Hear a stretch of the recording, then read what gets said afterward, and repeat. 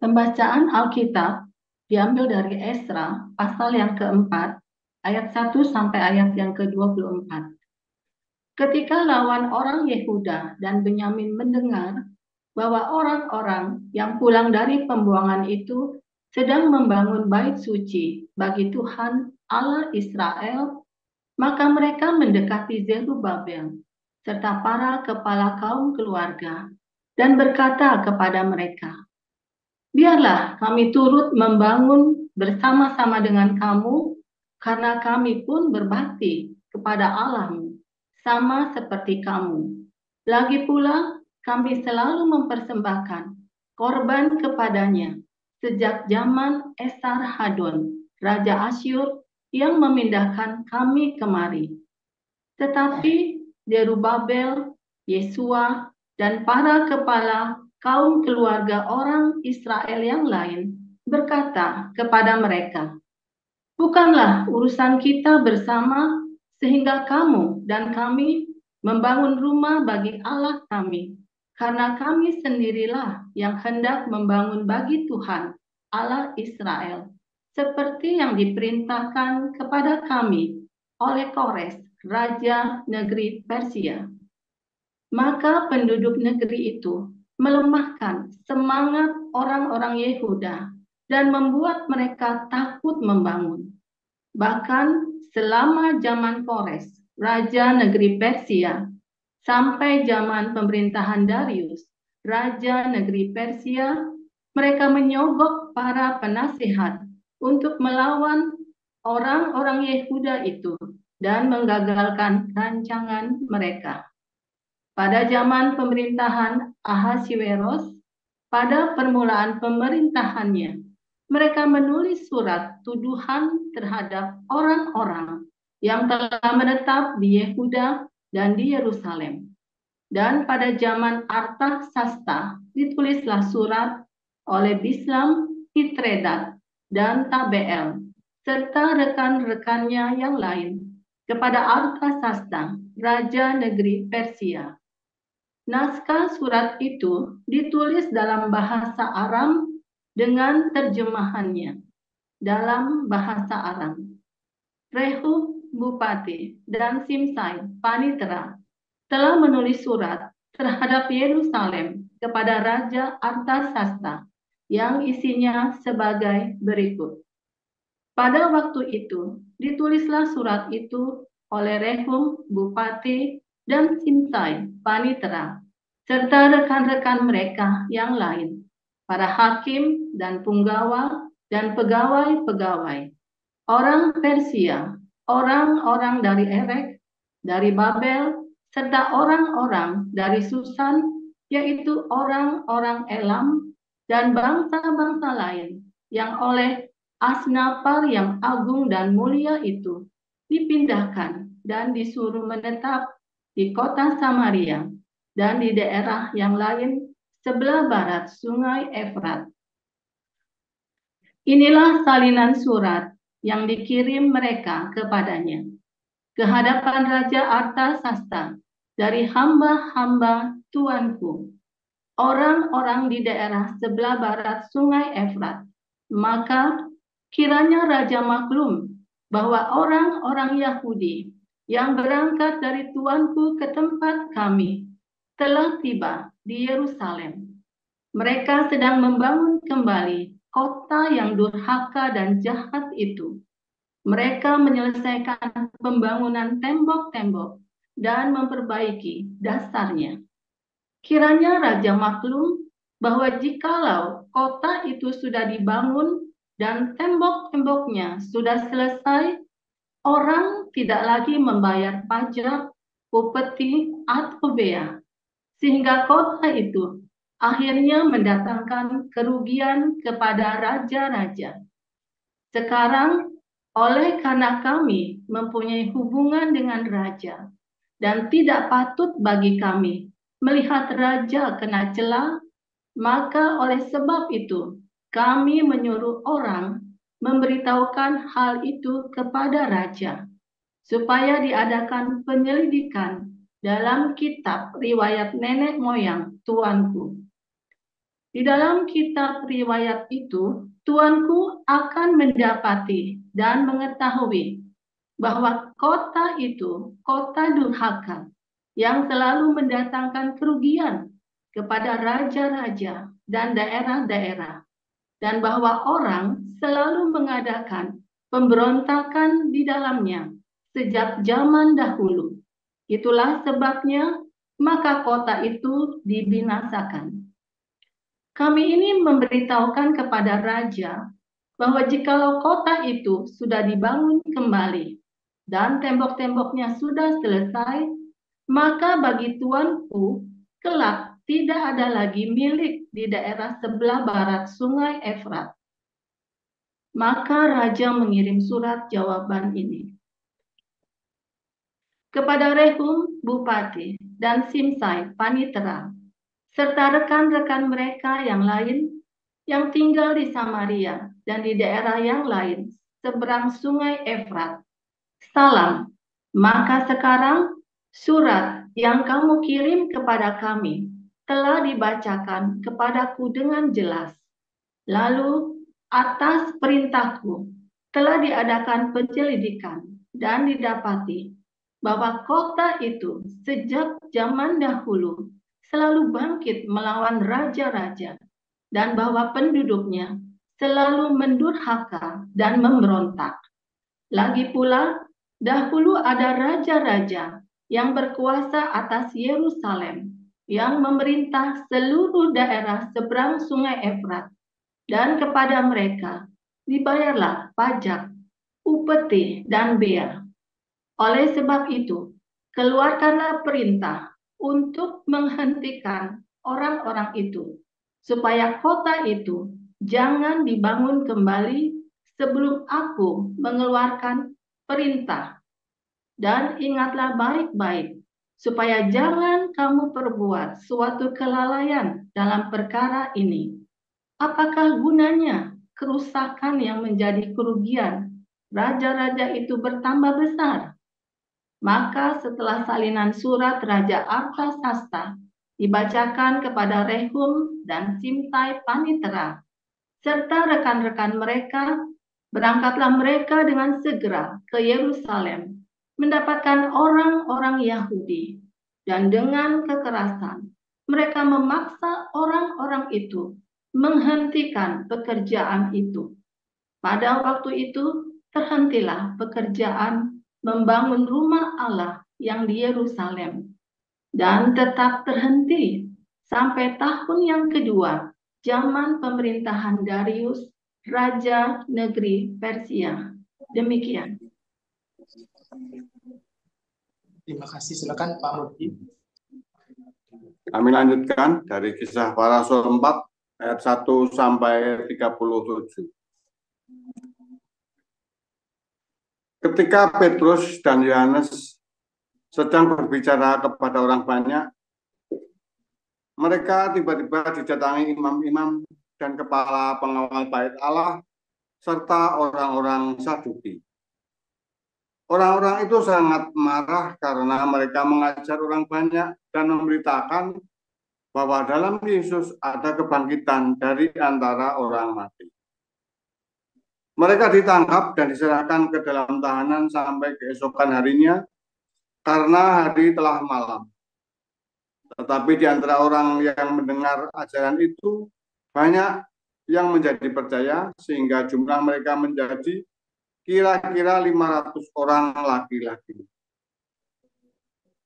Pada keesokan harinya, pemimpin-pemimpin Yahudi serta tua-tua dan ahli-ahli Taurat mengadakan sidang di Yerusalem dengan imam besar Hanas dan Kayafas, Yohanes dan Alexander, dan semua orang lain yang termasuk keturunan imam besar. Lalu Petrus dan Yohanes dihadapkan kepada sidang itu dan mulai diperiksa dengan pertanyaan ini. Dengan kuasa manakah atau dalam nama siapakah kamu bertindak demikian itu? Maka jawab Petrus, penuh dengan Roh Kudus. Hai pemimpin-pemimpin umat dan tua-tua, jika kami sekarang harus diperiksa karena suatu kebajikan kepada orang sakit, dan harus menerangkan dengan kuasa manakah orang itu sembuhkan. Maka ketahuilah oleh kamu sekalian dan oleh seluruh umat Israel bahwa dalam nama Yesus Kristus, orang Nazaret, yang telah kamu salibkan, tetapi yang telah dibangkitkan Allah dari antara orang mati, bahwa oleh karena Yesus itulah orang ini berdiri dengan sehat sekarang di hadapanmu. Yesus adalah batu yang dibuang oleh tukang-tukang bangunan, yaitu kamu sendiri. Namun ia telah menjadi batu penjuru. Dan keselamatan tidak ada di dalam siapapun juga selain di dalam Dia. Sebab di bawah kolong langit ini tidak ada nama lain yang diberikan kepadanya manusia yang olehnya kita dapat diselamatkan. Ketika sidang itu melihat keberanian Petrus dan Yohanes dan mengetahui bahwa keduanya orang biasa yang tidak terpelajar, heranlah mereka. Dan mereka mengenal keduanya sebagai pengikut Yesus. Tetapi karena mereka melihat orang yang disembuhkan itu berdiri di samping kedua rasul itu, mereka tidak dapat mengatakan apa-apa untuk membantahnya. Dan setelah mereka menyuruh rasul-rasul itu meninggalkan ruang sidang, berundinglah mereka dan berkata, tindakan apakah yang harus kita ambil terhadap orang-orang ini? Sebab telah nyata kepada semua penduduk Yerusalem bahwa mereka telah mengadakan suatu mukjizat yang menyolok dan kita tidak dapat menyangkalnya.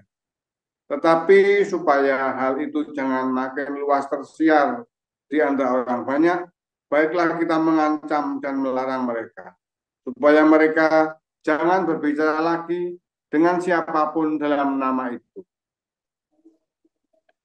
Dan setelah keduanya disuruh masuk, mereka diperintahkan supaya sama sekali jangan berbicara atau mengajar lagi dalam nama Yesus. Tetapi Petrus dan Yohanes menjawab mereka, silakan kamu putuskan sendiri manakah yang benar di hadapan Allah, taat kepada kamu atau taat kepada Allah. Sebab tidak mungkin bagi kami untuk tidak berkata-kata tentang apa yang telah kami lihat dan yang telah kami dengar. Mereka semakin keras mengancam rasul-rasul itu, tetapi akhirnya melepaskan mereka juga. Sebab sidang tidak melihat jalan untuk menghukum mereka karena takut akan orang banyak yang memuliakan nama Allah berhubung dengan apa yang telah terjadi. Sebab orang yang disembuhkan oleh mukjizat itu sudah lebih dari 40 tahun umurnya. Sesudah dilepaskan, pergilah Petrus dan Yohanes kepada teman-teman mereka. Lalu mereka menceritakan segala sesuatu yang dikatakan imam-imam kepala dan tua-tua kepada mereka. Ketika teman-teman mereka mendengar hal itu, berseluruh mereka bersama-sama kepada Allah, katanya, ya Tuhan, Engkaulah yang menjadikan langit dan bumi, laut dan segala isinya. Dan oleh Roh Kudus, dengan perantaraan hamba-Mu Daud, Bapa kami, Engkau telah berfirman, mengapa rusuh bangsa-bangsa? Mengapa suku-suku bangsa mereka reka perkara yang sia-sia? Raja-raja dunia bersiap-siap dan para pembesar berkumpul untuk melawan Tuhan dan yang diurapinya. Sebab sesungguhnya telah berkumpul di dalam kota ini Herodes dan Pontius Pilatus beserta bangsa-bangsa dan suku-suku bangsa Israel melawan Yesus, hamba-Mu yang kudus, yang Engkau urapi, untuk melaksanakan segala sesuatu yang telah Engkau tentukan dari semula oleh kuasa dan kehendak-Mu. Dan sekarang, ya Tuhan, lihatlah bagaimana mereka mengancam kami, dan berikanlah kepada hamba-hamba-Mu keberanian untuk memberitakan firman-Mu. Ulurkanlah tangan-Mu untuk menyembuhkan orang, dan adakanlah tanda-tanda dan mujizat-mujizat oleh nama Yesus, hamba-Mu yang kudus. Dan ketika mereka mendengar berdoa, dan ketika mereka sedang berdoa, goyanglah tempat mereka berkumpul itu, dan mereka semua penuh dengan Roh Kudus, lalu mereka memberitakan firman Allah dengan berani. Adapun kumpulan orang yang telah percaya itu, mereka sehati dan sejiwa, dan tidak seorang pun yang berkata bahwa sesuatu dari kepunyaannya adalah miliknya sendiri, tetapi segala sesuatu adalah kepunyaan mereka bersama. Dan dengan kuasa yang besar, rasul-rasul memberikan kesaksian tentang kebangkitan Tuhan Yesus, dan mereka semua hidup dalam kasih karunia yang melimpah-limpah. Sebab tidak ada seorang pun yang berkekurangan di antara mereka, karena semua orang yang mempunyai tanah atau rumah menjual kepunyaannya itu, dan hasil penjualan itu mereka bawa, dan mereka letakkan di depan kaki rasul-rasul, lalu dibagi-bagikan kepada setiap orang sesuai dengan keperluannya. Demikian pula dengan Yusuf, yang oleh rasul-rasul disebut Barnabas, artinya anak penghiburan, seorang Lewi dari Siprus.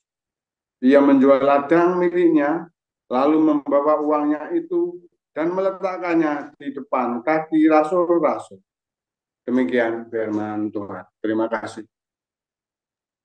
Ya, terima kasih para lektor, Bu Elia Pandi, Pak Murji yang sudah membacakan Alkitab. Kita akan memasuki renungan firman yang akan dibawakan oleh gembala kita, Pastor Dr. Joseph Pauljang, dengan judul Hambatan Pembangunan Hagios Church.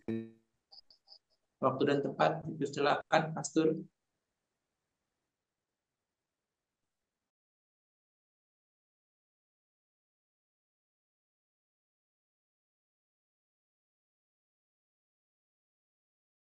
Oke, sebentar ya, saya lupa nyalain. Sekarang nyalain lampunya ya.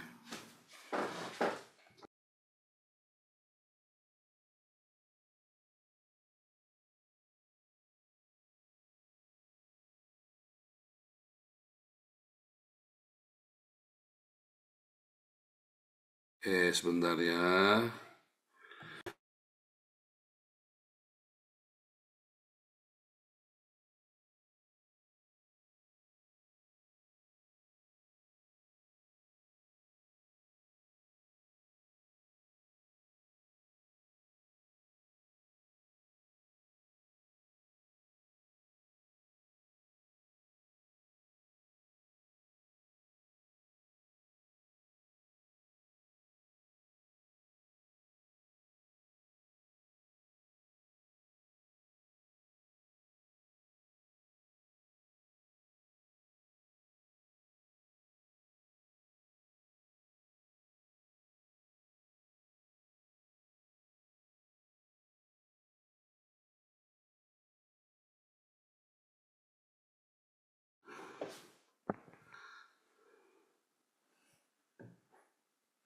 Haleluya, oke.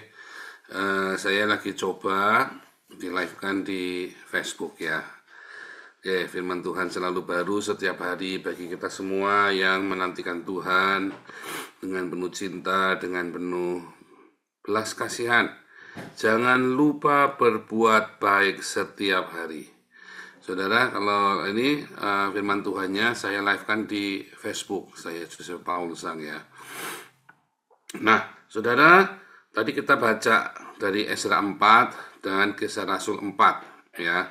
Saudara, kalau kita lihat di dalam Esra 4 ya, kita tahu bahwa sampai dengan hari ini pun terjadi bahwa susah sekali membangun rumah ibadah kita ya. Yang halangannya dari orang-orang di luar justru ya. Ketika kita hendak mendirikan rumah ibadah, gedung gereja, bait suci ya, makanya menjadi penghalang itu adalah orang-orang dari luar, orang-orang asing ya. Kita mau membangun tembok Yerusalem kita, yang menghalang-halangi itu adalah orang-orang dari luar, saudara. Dan sebetulnya Halangan itu adalah halangan fisik yang dari luar itu yang tidak perlu Anda abaikan. Bodoh amat, bodoh teing, ya saudara ya. Itu hanya bangunan fisik dan tidak akan mengubah apapun, ya.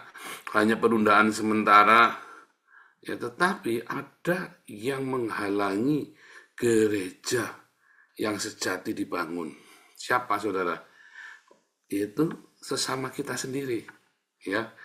Sesama kita sendirilah yang seringkali menghalangi pembangunan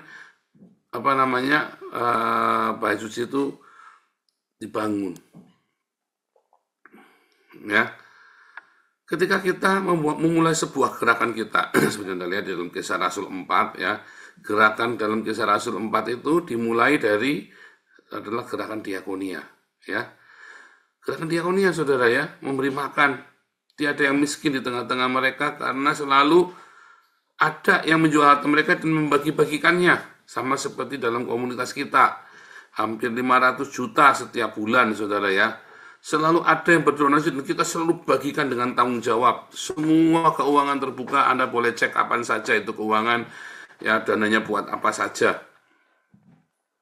Kita sangat terbuka sekali dalam hal keuangan. Dan para pengurus juga melakukan penuh dengan tanggung jawab. Ya, saudara ya. Para pengurus juga melakukan dengan penuh tanggung jawab. Mereka nggak sembarangan ya. Mereka tidak sembarangan ketika mereka mengelola keuangan itu ya, saudara ya. Mereka tidak sembarangan ketika mereka mengelola keuangannya. Dan yang paling penting bahwa waktu pencatatannya pun ya dibuat sangat terbuka. Jadi saudara-saudari tidak perlu khawatir dan tidak untuk saya pribadi. Ya, itu yang paling penting itu. Bukan untuk saya pribadi, ya saudara, tetapi untuk kita semua. Supaya ada persediaan makanan di dalam rumah Tuhan. Bagus ya? Apakah persediaan makanan di dalam rumah Tuhan? Apakah Tuhan makan, saudara? Ya, dulu pernah saya ceritain ya, kalau Anda di Hong Kong atau tikungan-tikungan di Hong Kong, nah selalu ada situ sesajen. Ayam, babi, sayur-sayuran enak ya, saudara ya. Apakah dewa makan? Orang Hong Kong sudah tahu, saudara. Orang-orang Buddha, orang-orang para penyembah dewa-dewa lain ngerti, bukan Tuhan yang makan, tapi nanti ada orang gelandangan, ada orang pengemis ya, yang mereka akan mencuri sesajen itu untuk mereka makan. Nah, itu dewa makan namanya. Kalau diambil, oh ya dewa makan. Ya. Nah, sama ketika kita mempersembahkan ya diakonia kita, sedekah kita, perpuluhan Anda ya apapun Anda sebut namanya ke dalam rumah Tuhan. Apakah Tuhan makan? Enggak, saudara. Ya, bukan Tuhan makan. Siapa yang makan? Kitalah yang makan.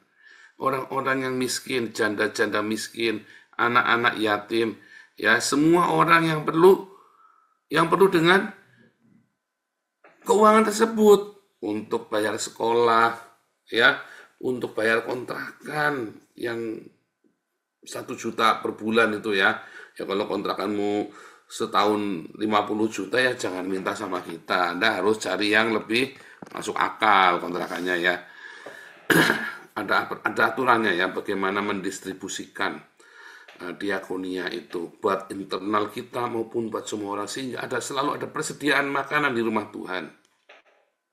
Ya, saudara, ada banyak sekali kita nggak mengerti ya bahwa inilah yang namanya tubuh Kristus. Inilah yang makan darah, yang namanya makan tubuh Kristus dan minum darah Kristus. Maka dagingku adalah benar-benar makanan. Artinya apa, saudara? Itu diakonia benar-benar makanan, bukan basa-basi, saudara. Darahku adalah benar-benar minuman. Ya, ketika kamu melakukan ini, kamu mengingat akan aku, kata Tuhan Yesus. Ya, memberitakan kematian Tuhan. Jadi ketika kamu sedang melakukan diakonia, kamu sedang melakukan pemberitaan pengorbanan Kristus Yesus. Jadi kalau Anda tiap hari ya Anda pergi ke gereja, tiap minggu Anda melakukan perjamuan Tuhan di gereja, bukan dengan sekerat roti yang kecil dan anggur kecil, tapi ketika kita sama-sama berbagi roti kita, berbagi berkat kita, itulah perjamuan Tuhan, ya.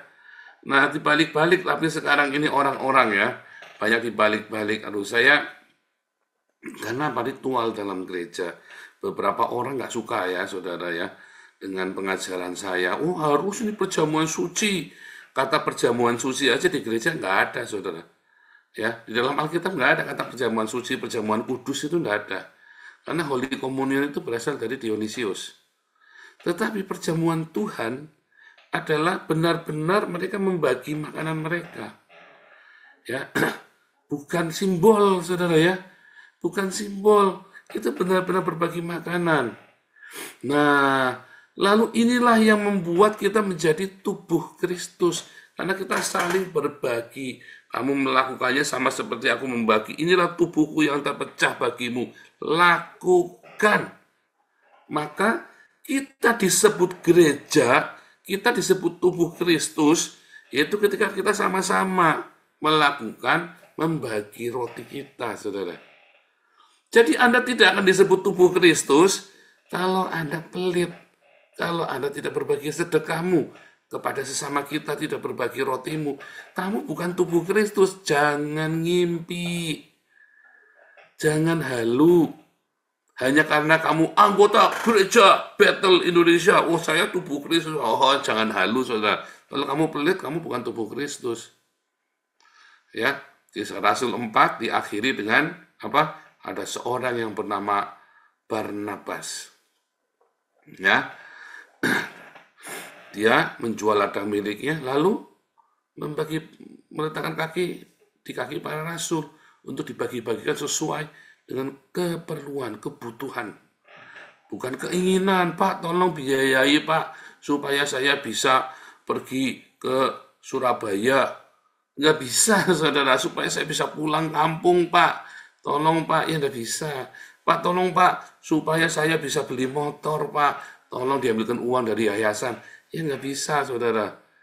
Pak, tolong saya, Pak, diutangi. Ya nggak bisa. Benar-benar makanan, ya. Ditambah sekarang adalah beasiswa untuk anak sekolah. Saudara, ini proyek yang membutuhkan banyak sekali dana, saudara. Ya, termasuk ketika kita memulai proyek Den Haag untuk pekabaran Injil, penginjilan, dan untuk kasih makan. Ya, oh jauh sekali kasih makannya di Den Haag. Sama kan, orang-orang di Makedonia, ya, ngirim uang ke Yerusalem, saudara. Yang Makedonia itu daerah yang amat sangat miskin di zaman itu. Dan Yerusalem termasuk kaya. Tapi Makedonia kolektor ngumpulin uang untuk Yerusalem. Bedanya apa? Sama kalian kolektor lalu kirim uang ke Den Haag untuk kita kasih makan itu orang-orang miskin. Ya, dan kita sudah baptis beberapa orang ya. Salah satunya yang loyal dengan kita namanya Peter. Ya, yang tua, yang tinggi besar itu ya. Itu salah satu yang loyal. Sekarang kita ada lagi kedatangan orang namanya Pim. Ya, temannya Peter. Ada Pim dan ada beberapa orang lagi yang loyal ya, Mario Line. Banyak ya orang-orang Belanda yang gabung sama kita ya, Mario Line, Anton. Banyak saudara ya. Dan ada juga Reiki, itu orang-orang Belanda semua tuh yang kumpul sama kita tiap minggu sekarang ya. Karena target kita bukan orang Indonesia, tapi orang-orang Belanda. Ya, dan imigran-imigran yang lain. Makanya di dalam komunitas kita pakainya bahasa Inggris dan pakai bahasa Belanda ya. Nah, saudara, apakah yang menghalangi pembangunan tubuh Kristus? Dari dirimu sendiri, saudara. Pelit. Kamu pikir kalau kamu Kristen, kamu sudah tubuh Kristus. Bukan. Selama kamu belum berbagi, kamu bukan tubuh Kristus. Bukan bagian dari tubuh Kristus. Sebab inilah tubuhku yang terpecah bagimu, ya lakukanlah ini, saudara. Kamu kudu melakukan, baru namanya tubuh Kristus. Ya, siapa yang menghalangi? Apa atau siapa yang menghalangi yang berikutnya? Tadi yang pertama adalah kamu sendiri ketika pelit, kamu tidak mau berdiakonia, tidak mau bersedekah. Kedua, saudara, kalau kamu hidupnya serampangan, kamu bukan tubuh Kristus, saudara. Serius. Karena batu-batu yang dibangun itu adalah juga sebuah batu permata, perhiasan. Maka karaktermu itu harus benar, karena itu harus betul-betul dipangkas, harus betul-betul diproses, supaya di atas batu lainnya, saudara. Dan kalau kamu membangunnya serampangan, ya, maka kamu bukan tubuh Kristus, kamu ngerusak. Ya, karaktermu itu loh, karakter Tuhan, karakter kerajaan surga itu penting. Kamu tidak mungkin taruh sembarangan, batu sembarangan di dalam pembangunan bait suci yang mulia ini, saudara. Yang ketiga, ya, kamu membangunnya benar-benar dengan emas atau dengan jerami. Hatimu tulus enggak? Atau penuh dengan kepalsuan? Cintamu palsu, katanya. Hati-hati, saudara. Inilah tubuh Kristus yang harus kamu bangun dengan kemurnian, dengan emas permata. Ya. Nah, yang keempat, saudara, ya. Ketika kita membangun bait suci, bangunan bait suci ini, ya, ada kesatuan. Orang lain bisa menghambat bangunan yang di luar, fisik, saudara. Orang lain bisa menghambat fisik, ya, bangunan simbol. Tetapi tidak ada yang bisa menghambat pembangunan tubuh Kristus di dalam roh, selain kita sendiri kalau nggak bisa bersatu.